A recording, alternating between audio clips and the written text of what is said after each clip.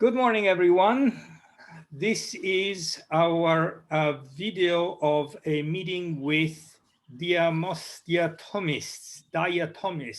who are sherry producers in, obviously in Spain, in Jerez. This is part of the London Wine Fair 2021, which, as we know, unfortunately couldn't take place in person because of obvious restrictions, but it did take place remotely online. And we have been fortunate to be in touch with diatomists. We received some samples of the sherry productions, which you can see here. 3 of their bottles. They produce more, but we have 3 today. And we will be guided through a tasting by Thomas and Antonio, who are 2 of the founders and people who run these. There's a third person, I understand, but you 2 are among the founders of Diatomists. And with that, I will stop and leave the floor to you 2 to tell us a bit about your project, how it started, what you're doing, why is it so special, what is a diatomist? I mean, I've read about it, but most people maybe don't know. And then we'll go through your wines. Thank you very much. Great, thank you, Marco. Well, the first thing is we're not actually producers, we're a brand, and we work with 4 different producers, but I will tell you more about that later. And as far as diatomists, so diatomists is an art form actually of people who look for diatoms. Diatoms are single cell organisms who live in the sea. It's one of the oldest forms of life.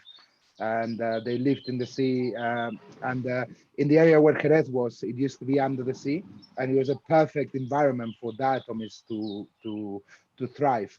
So they would reproduce, live, then die, and when they die, they would fall to the bottom of the ocean. And so many of them happened during that time between 5 million years and 50 million years ago, that the whole of the bottom was covered in diatom fossils up to 400 meters in depth. So then when the soil rose above the sea level and Andalusia came to be, there's many areas, especially where the vines grow in Jerez, which are very, very rich in diatom fossils. And some contemporary enologists even argue that the more diatoms you find on the Albariza, which is the soil in Jerez, the better the quality the soil is. So we are a brand that wants to bring back the focus to the terra in the region, because for many, many years, the focus has been in the bodega and in the solar system. And because we want to bring the focus back to the terra and to the soil, then we came up with this name. Plus, we found Tommy dug very deep into this rabbit hole of the diatoms. He's a diatom expert now. And we found some man in Italy, Stefano, who's a diatomist, and we sent him a sample of the soil from Jerez, and he, with a microscope, he made 5 pictures of different diatoms, which we use for our labels. So that's the story behind the diatomists. Yeah. And yeah, so today we're going to be tasting 3 of our 6 wines, and a Fino from Chiclana de la Frontera, and a Manzanilla. Both of them are single pago, which means that we can find the provenance of the grapes, and we have traceability of where the wines were grown. And the medium, which is 90% Oloroso and 10% Pedro Jimenez. And here I'll pass it over to Tommy, who's a much finer palate than I am. No, yes, as Antonio kindly mentioned, what we are working with is we are working as negociant, so sourcing our wines from different small-size producers who also, for the biological age wines, so for the very dry Finos and Manzanilla, they own their vineyards, and that there can be full traceability from the vineyard to the bottle, which is unfortunately not the common practice in the area, where there is a lot of blending among the wines of all the region. And what we wanted to showcase was the nice differences, interesting differences that there are among the specific sites and the best, what we think, sites in Jerez. So actually the first wine is our Fino. So as you see, we use mainly half bottles. We're a big fan of half bottles, 375 ml. They really are meant to be drunk in a sitting.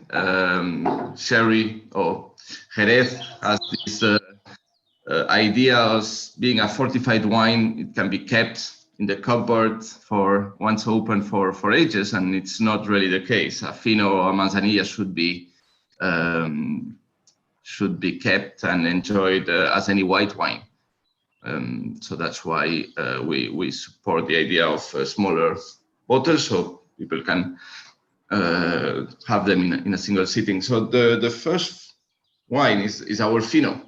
That's true for that's true for the first two wines, but as you get to older Soleras and so on, then you can keep them for longer once open the bottle. Well, it's more, there's two big families of wines in Jerez, or three, I may say. One is the biological aged, which are the wines that are kept in the Soleras under a layer of yeast, which protects them from the oxygen, and that are the Finos and the Manzanillas, later on the Amontillados. And those wines are, let's call them white wines. They're made of Palomino, which is a white grape. They are vinified as a white wine, and then they are aged in this fractional aging system, which is the Solera system. But they are always protected from the oxygen by the layer of yeast, of flor. Then we have the second big family, which are the oxidative aging. So those wines also made from Palomino grape, they are going to be fortified above 17% alcohol, which won't allow the yeast floor layer to develop. And the barrels, as they never fill to the top, they are always filled 5/6 of the barrel. There's always going to be oxygen inside the barrel that is going to oxidize the wine. So yes, and a wine that has been oxidized, like an Oloroso, can be kept open for longer, because actually it's already been in contact with the oxygen for many years. Our medium that we will try last has been in contact with the oxygen for 19 years. So yeah, if you leave it open 2 more weeks, should be fine. But anyway, if it's open, there's also going to be evaporations. So it's not about keeping them 6-8 months open in a cabinet, and hopefully our wines will be appreciated enough so they are quickly emptied. That's not going to happen anyway, right? Once you open one of these. Yeah, it's never happened to me, at least. Yeah. Okay. So yeah, our Fino, as we said, it's 100% Palomino. It's a Fino de Chiclana. Okay, so Jerez, basically, like any wine region, is formed by different villages. Especially 9 villages here in the area. And the more southern part is a village called Chiclana, which is very, very close to the sea. So it's a seaport, and the vineyards are also very close. They are less than between 6 to 12 miles from the coast. And the aging happens in the village of Chiclana, which is by the sea. So that brings a big level of humidity to these bodegas and allows for the yeast to fully develop. And what we come here is with around 4 years average. Right? In Jerez, we always talk about average years of aging because it's the non-vintage wines. So they are blend of different vintages, and the average would be around 4 for this wine.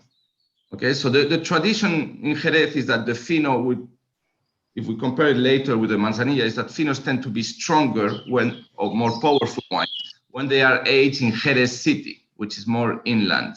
Here we are in Chiclana by the sea. So what we are going to be looking is for a fresher style of Fino, and where there is a very nice, so it's of course it's a very pale yellow straw color.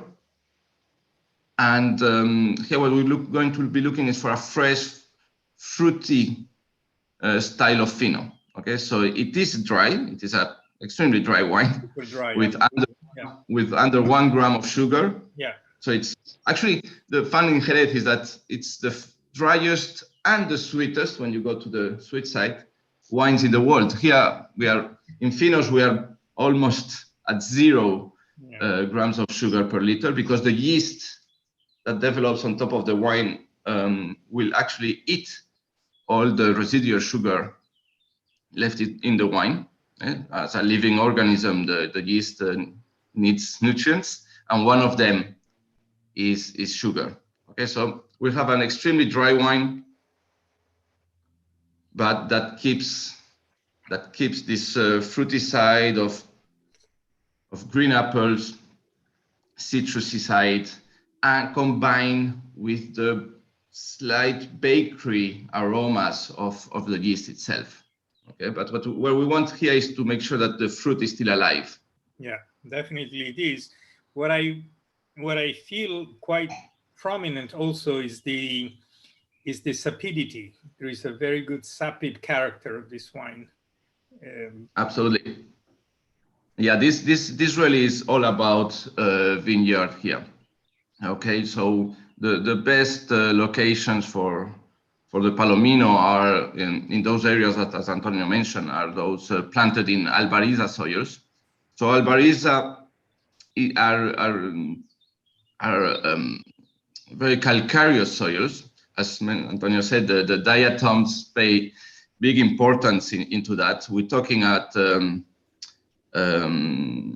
limestone that is sometimes active limestone of above 30%, which is extremely high. A standard limestone soil is between 8 and 15.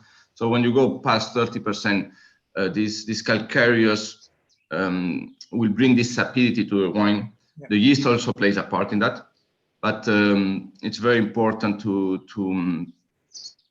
find the right vineyards here.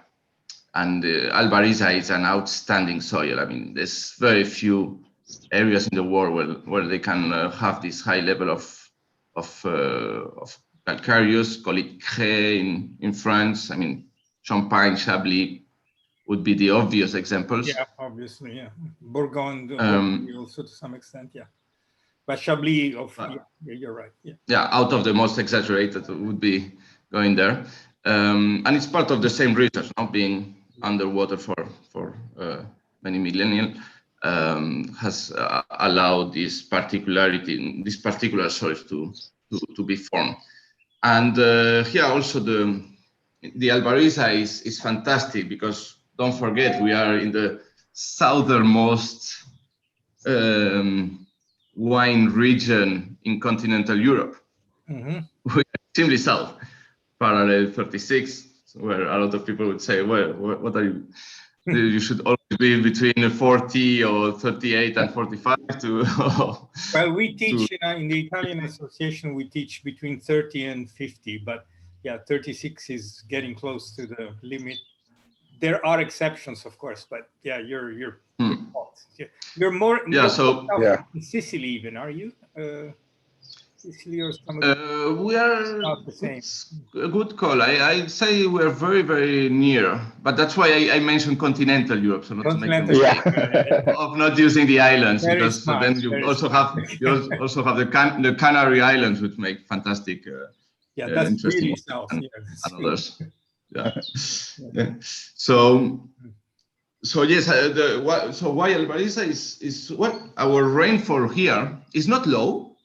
I mean, we are at 600 liters per year, which you compare with Ribera del Duero, which is 400, 450, or even Rioja, which is 500.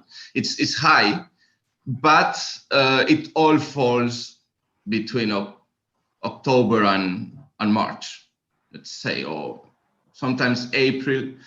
This April and this May has been zero. I mean, we are up to now in the driest spring in record, which is, it's a little too much. Does that create problems for the producers? We will see. We will see how there was good rains in winter, definitely. But yeah, we'll see how up to now the grapes are starting to develop. Being so south, we are one of the first areas where you go on the flowering to sorry, I have the names in Spanish now. Is it allowed to irrigate in Jerez? Can you? No, absolutely not. Absolutely not. The magic of it is the Albariza has great water retention capabilities, and it's like a sponge. And these, for example, this vineyard for this particular wine is very close to the sea, and the aspect is west. So even if it doesn't rain, you get when the wind blows from the Atlantic, the western wind, which is called the poniente, it brings a lot of humidity, and the soil so sucks that humidity. And during the very, very hot summer months, the Albariza, what it does is it gets a layer at the top, which basically gets hard. And underneath this layer, it keeps all the humidity from the winter rains. So the vines can dig deep down, and they can keep on getting more and more humidity to survive the very hot summer. And it's not allowed to irrigate at all, even in an emergency. Zero. No, not in emergencies neither. And the truth is, as Antonio said, this soil is kind of the secret of being able to live in such dry months without rain, and the grapes fully develop and fully mature. So, but okay, because again, it's dry months and extreme heat as well. During the summer, you get temperatures above 40 degrees, but it works. But at the same time, yeah, we are next to the ocean. I mean, we're next to the Atlantic Ocean here. When we're talking about being 8 to 12 miles from the sea, it's actually the Atlantic Ocean. It's not the Mediterranean Sea. We are on the other side of the Gibraltar Strait. So there's fantastic humidity coming when the west winds blow. When the east winds blow, we don't like those in summer. But when the wind blows, it's refreshing. You have moisture in the mornings, even if during the day you reach very high temperatures. You go into the vineyards and at 7, 8 a.m. and you see that there's humidity on the ground. That's then absorbed. If it doesn't evaporate very fast, because it does. They have to. They quick roots. And so we were now in the southernmost part of the region with our Fino di Chiclana. Okay. The second wine is our Manzanilla. Mm-hmm. Okay, the Manzanilla is an interesting story because it's an appellation within the appellation. It can only be produced or aged basically in the town of Sanlúcar de Barrameda. Okay, the town of Sanlúcar de Barrameda is a little bit northern. It's next to the ocean. It's also a port city, and it's by the delta of the great Andalusian river, which is the Guadalquivir. It's the same river that goes all the way to Seville and so on. So it's also a very humid town, thanks to both the effects of the river and the ocean. And it's an ideal place to age biological aged wine, so manzanillas. The yeast loves humidity. It's a living organism that needs very high levels of humidity. And that's why, but at the same time, in the region, you could have grapes coming from another village and age it in Sanlúcar and still call it Manzanilla. For us, what we did was look for a winery that owned their vineyard within the Sanlúcar municipality, so within the limits of Sanlúcar, to make sure it was, let's say, 100% Manzanilla in that sense. And it's very interesting. The winery we work with has the winery the closest to the river. It's, I mean, you cross and you are on the beach of the river. Oh, yeah, it's excellent. Yeah. And so the levels of humidity are guaranteed throughout the year, even in the hottest months, and the yeast feels at home there. Very happy. Yeah, but what we want is also here is for a more evolved wine. It's a wine that is almost 6 years old on average compared to the Fino. The Fino is 4, the Manzanilla is 5 to 6, and we're gonna get here more complexity as it's has a couple of more years of aging in the Solera system, and the level of yeast is also going to be more pronounced. Okay, so you'll get the bakery notes are going to be stronger here, despite we still have the fruity side, the apple, but here it's going to be more red apple, more baked apple, coming from this extra aging. Yeah. Okay? The color, you also see the color. The color, if you put both head to head. Yeah. Okay. Sorry, the light here plays a little bit games, but it's definitely a darker, more gold, light gold color. Yeah, the word complexity is the first that came to mind when you started your explanation. That's clearly there is a lot of different nuances in here. And the other one that came to my mind is the minerality here, minerality in this one. And also length, I would say. I mean, I would have to try the other one again, but I think this is also a longer. Indeed. It's the soils here are also above 30% on the active caliza activa, so that's active limestone, I guess, which is very high. We are in the Apago being a limited area within the appellation that is called Miraflores, which is regarded probably as one of the stars, difficult to say which is the best, but one of the stars of Sanlúcar. We are here at an altitude which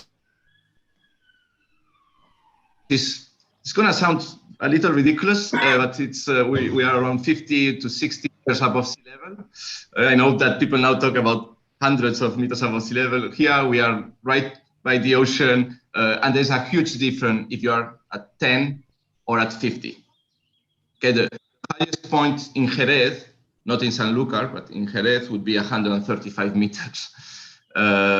So by the coast where Sanlúcar is, I think the highest point would be 70.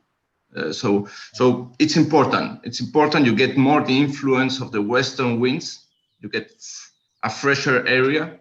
The heat does not overrate the grapes in the ripening season. So it's a wonderful spot. It's so close from this. You can see the sea from the vineyard, and as you said, this limestone, this albariza brings this minerality, this umami, if you want, this which is also brought by the yeast. Let's not forget that it's a combination of both things. The terroir in the vineyard, key. You need the best grapes, and the best grapes are in the best vineyards and with good vineyard management, which is also important. And you also have bodega or the winery terroir. Where is the bodega located? Where is this yeast that's going to protect the wine for 5 or 6 years what condition is it going to grow? So I think here we are in this Manzanilla, we are in probably one of the best combinations of one of the best vineyards combined with one of the best locations for the winery. And yeah, it develops into a wonderful wine. It's complex, it's deep, it's long, but it still maintains this fantastic freshness that Manzanillas have to keep. So yeah, we're very happy with this wine. Here in the area also, it's very important the aspect of the vineyard, because if you have a vineyard which the aspect is west towards the sea, then you're okay. But if you have one where the aspect is facing east, and then it can happen in the summer that you get the Levante wind, which is the eastern wind, and you can get it for 2 weeks, 3 weeks. It makes people crazy. It's very dry and very strong. And if you have a vineyard facing east, and then you get 3-4 weeks of the Levante wind, it's gonna ruin probably the whole harvest. So this high, as Tommy was saying, 50 meters, or between 50 and 60 meters, which is high considering how close to the sea it is, and then facing west. So all the humidity from the ocean is basically, sort of irrigating, if you may, the vineyard throughout the summer. Excellent. Thank you very much. Very interesting. Yeah. Very good. So now we can jump quickly on another totally different style. You can see by the color. Okay, so we're moving from our Manzanilla. I'm going to use this side, better for the to our medium. Okay, or also known as Amoroso. Not allowed to use anymore by the appellation. This name, this beautiful name, Amoroso, which means it's oloroso that has been sweetened or softened with some PX. Okay, that was something that has traditionally been done for many, since ever. Unfortunately, now we have to use the medium terminology. Is that because of some European Union rules or what? No, it's the local regulation body.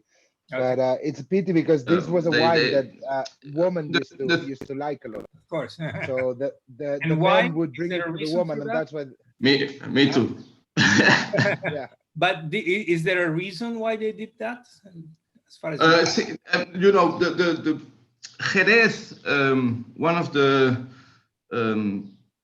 maybe issues, but for me it's an enrichment, is that it's complex. You have a lot of terminology, you have a lot of different styles of wine, from extremely dry finos and manzanilla to the amontillados, the palo cortados, the olorosos, the sweets, the blends.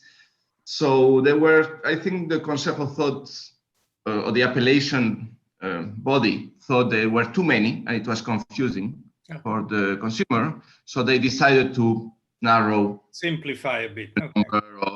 Before you even have a fino amontillado, an amontillado fino, a manzanilla pasada, manzanilla amontillada. It was, you could have up to 25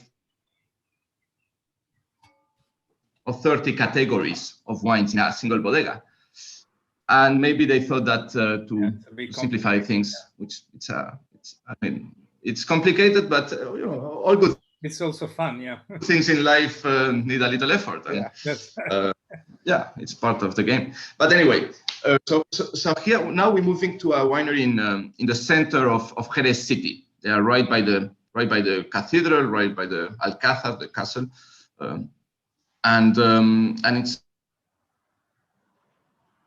it's a winery that's been in the business since 1830. It's they very artisanal producers, and what they make here, they make fantastic wines all over the range. But what we love is definitely their their Amoroso medium, which is an Oloroso that's, so an Oloroso, going back to our two big families, is those wines that have been fortified to a level of alcohol, usually 17 or slightly above, that will not allow the development of the flor. So it's wines that are going to be aged under oxidation since the beginning of their life. And here in this case, we're using a base, which is a 15-year-old Oloroso. So it's a wine that's been aged on average 15 years. So it means that there are part of these wines that are going to be 25, others are going to be 10, but the average is going to be 15. And then a 10% added of Pedro Ximénez. Okay, Pedro Ximénez being the grape that is used to make sweet wines. Okay? It's not a sweet grape, I mean, all grapes are sweet, yeah. But it's a grape that after picking or after harvest is dried under the sun for, it varies on the producer, but maybe from 1 week to 2 weeks. And you obtain then almost a raisin. You lose up to 80% of the water content, and then when you press, you will get a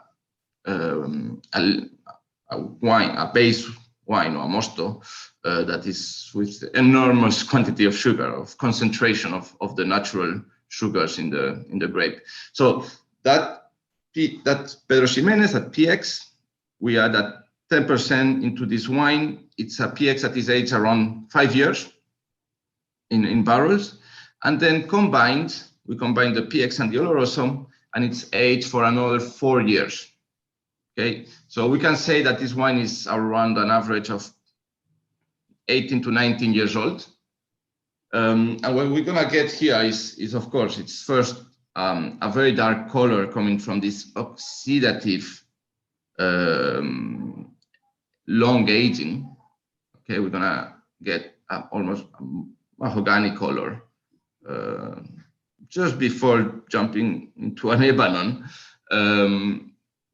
And what we're gonna get on the nose is a combination of both worlds, of the dry Oloroso with its oxidative notes of tobacco, box, of even of tea, and the PX notes of dates, of chocolate, caramel, and say, caramel, definitely. Okay, and so it's gonna even have a nose that seems to be sweeter than on the palate. Yeah, and very complex again. Very good one. Yeah. Oh, this is something I happily drink, not spit. Yeah, I mean, it's very evolving. It's smooth. It's very silky in the palate. Here we are in the sweet categories. Okay, we are at around 80 grams of sugar per liter, but it's not thick. It really goes lovely. The acidity is fresh. The notes, the fruity notes of orange peels come back, but at the end you get again the sweetness of the PX with this caramel and chocolate coming back forward. So it's a fantastic wine that has many more occasions that people think. I love this as an aperitif. It really gets your stomach ready for then going to the dry styles. Yeah, that's very interesting what you're saying. I'm going to try that. But because I would have thought, the first two wines, I thought more of those like an aperitif, a drier, and then this one I would have seen more like an end of meal thing. But absolutely, I mean, for me the Finos and the Manzanillas, more than aperitif, they are, I mean, like a white wine.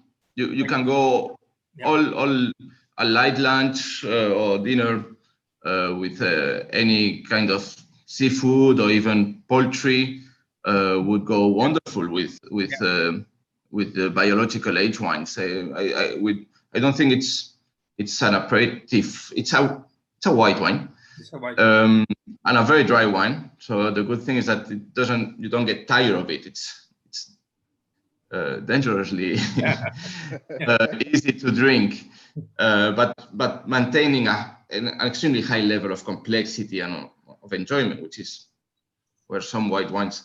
Well, I don't like to generalize, but the oxidative and especially the medium. Here, for example, in Jerez, it's very traditional to have a glass of Oloroso or Amoroso or medium before dinner or before lunch. It's gonna awaken your taste bud. It's gonna warm you up, and then move to the Finos. So it's not because Fino Manzanilla are lighter that they should go before. As soon as you get into the meal, you can your palate is gonna cleanse. You can go back to a lighter version, and then absolutely as a end of meal, definitely that's also one of its best moments.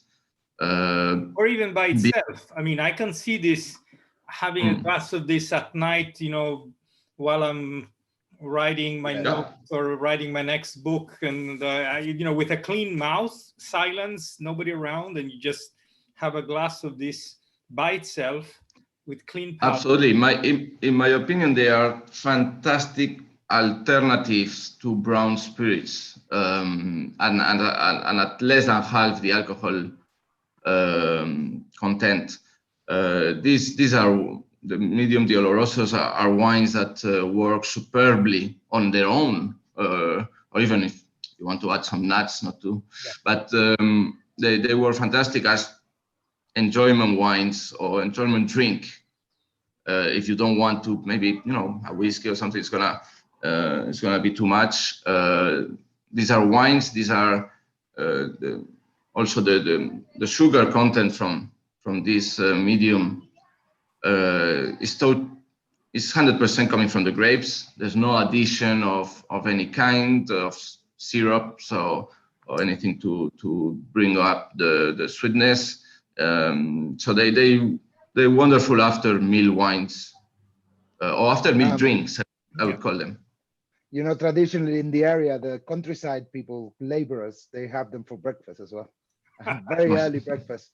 So they start the day, they meet at 5 in the morning to have breakfast before sunrise, and they all drink medium or amoroso.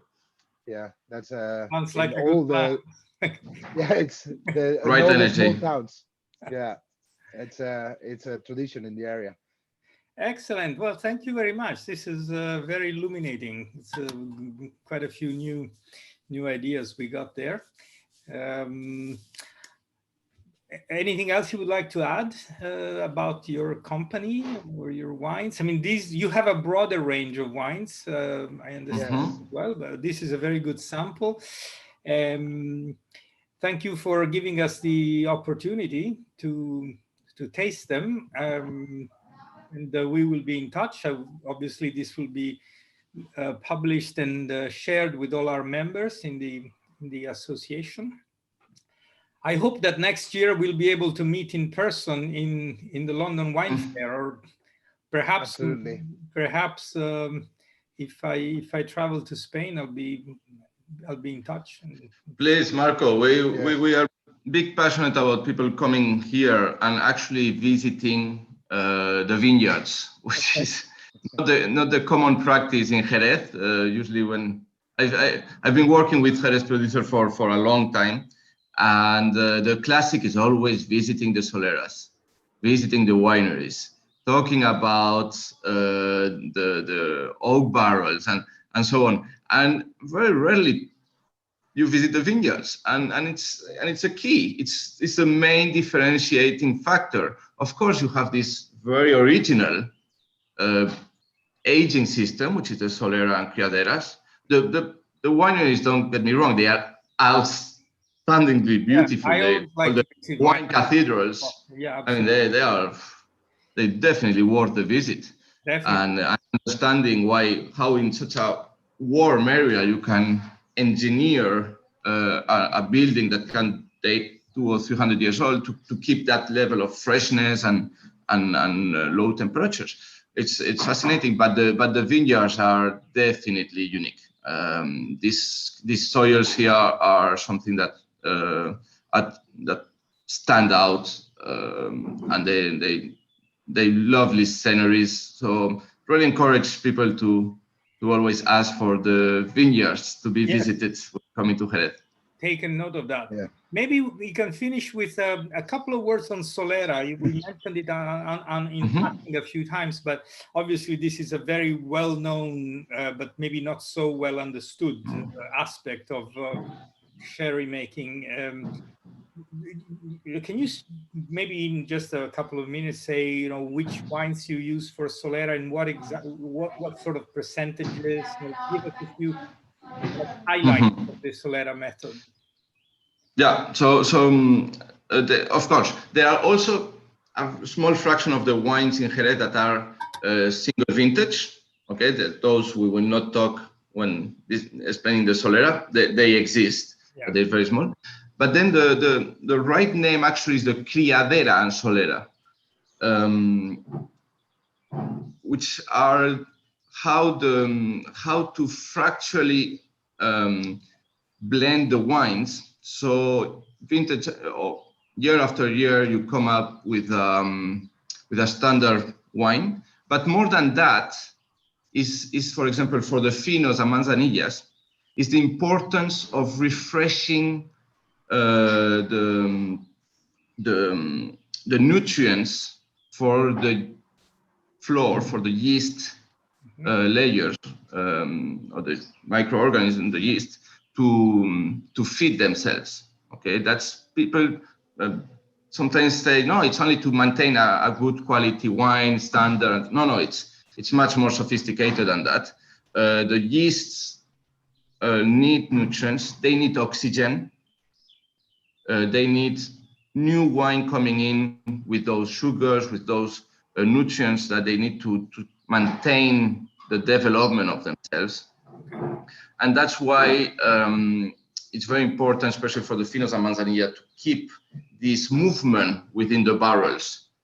In Jerez, there's no total rule. Each winery will deal differently, but it's not uncommon to have one barrel being mixed at least 3 to 4 times a year. I'm talking about the finos and manzanillas. Some even refresh them monthly to make sure that the level of nutrients and the level of oxygen and the level on the right environment for the yeast to survive and to, well, not only survive, but have a good time, live happily. So all your wines or not all of them? I mean, this is all of our wines come from the Solera system. Yes. All sherry is always produced through a Solera. No, as Tommy was saying, there are some vintage. Yeah, the vintages, but that's a very small. Yeah. Otherwise, all the others, by Consejo or by the government body, they have to go through the Solera system. The minimum usually aging of a sherry wine is 2.5 years. Okay. And how do you measure that? For example, if you want to say or mention that your wine is 5 years old, you will always bottle, let's say, at 20% of your Solera. Okay, it's a mathematical rule, a little more complex, but let's say that if you take out 20% of the liquid of a barrel, and you refill it with fresh wine 20%, and you do that every year, you will maintain this average 5 years old. Okay, so that's why, for example, a winery could not commercialize more than 30, I think it's 40% of their actual stock in a given year. Because you need it in criaderas to stock up and to put. Yeah, and you need to maintain always your minimum aging of 2.5 years. So if you one year you decide to bottle everything, then the next time you lower the wine to the, you are going to lose. You're gonna have wine which is the fresh wine next time. So that's why you always require to maximum bottle a percentage of your stocks.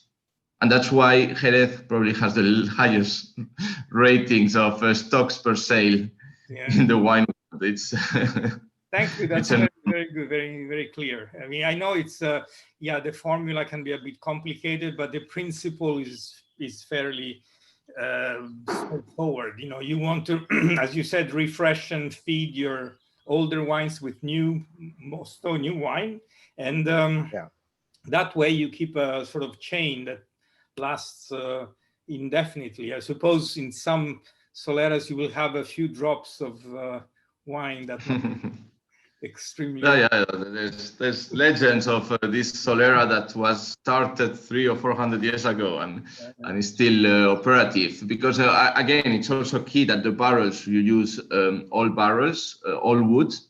The wood does interacts, of course, with the wine, the porosity of the wine, of the wood, and so on. But you don't want the wood to play a too big role in the flavors of the wine. And also very important is what we call here the cabezuelas. So it's the dead yeasts that are going to be forming a sediment in the layer of the bota. That's gonna bring also this sappiness that we were talking about in the wines. It's like in a champagne, a sparkling is the lees. Yeah, the lees. Okay, so those are tremendously important. Yeah, thank you. And do you need to change the actual barrels after 100 years, 150 years? These barrels are the wood. Here we are lucky to still count with a reduce, but still existing fantastic cooperage activity. The barrel makers and they repair the barrels constantly, all the time. So especially in some bodegas, they have their own people specialized in that, which is a beautiful craftsman activity that thankfully they're still active. And no, you will always try to repair. When you repair a barrel, that you take the wine out and you fix the barrel and then you put it back in. That's the way you have to work. Okay, all right. Yes. Wow, that's amazing. I didn't know that. Yes. You need to take it out. Yeah. So they last forever, basically. I mean, they can go for. We work our the winery for our medium. I think actually it was started. The founder in 1830 was actually a copper. No, you say a tonelero? Coppersmith. A cooper. A coppersmith. One who makes Who are making the barrels, and in the winery they still have most of the barrels with what the founder started. They started, okay. So it's and yes, if you go to other historical wineries, they will always have their very old. Yeah. Any preferred wood that is used for this? Yeah. American. I would say that yes, 95 or plus is going to be white American oak. Okay. That's been the tradition. There's also a little percentage, actually our Manzanilla, there's a percentage of the barrels which are chestnut. Okay. But I would say that the big common is white American oak. Excellent. Thank you very much. This was most informative and fun to do with you. Thank you. I'll put this on the website and we'll be in touch. Thank you very much. Wonderful. See you soon. Thank you very much, Marco. Take care. Thank you, Marco. Have a good day. You too. You too. Bye.